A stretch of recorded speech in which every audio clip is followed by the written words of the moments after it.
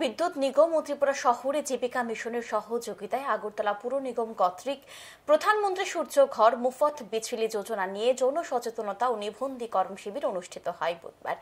আগরতলা পুর নিগমের আশ্রম চৌমুহনী স্থিত পূর্ব জোনাল অফিসে এই শিবির অনুষ্ঠিত হয়। শিবিরটির উদ্বোধন করেন সাংসদ রাজীব ভট্টাচার্য। উপস্থিত ছিলেন পুর নিগমের মেয়র তথা বিধায়ক দীপক মজুমদার সহ অন্যান্যরা। অনুষ্ঠানে আলোচনা করতে গিয়ে সাংসদ রাজীব ভট্টাচার্য কি বলেছেন শুনবো একবার।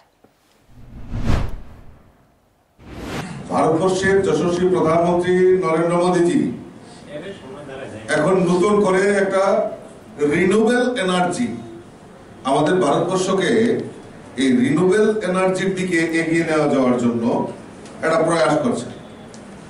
এখন আমরা বিভিন্ন সময় দেখি বিভিন্ন প্রাকৃতিক জিনিস, যেমন আমাদের গ্যাস, আমাদের অয়েল, এইগুলির উপর আমাদের নির্ভরশীল।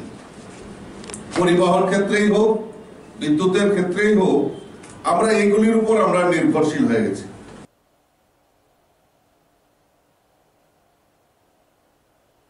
তিনি আরো বলেছেন যে প্রধানমন্ত্রী ভারতবর্ষকে রিনিউয়েবল এনার্জির দিকে এগিয়ে নিয়ে যাওয়ার চেষ্টা করছেন।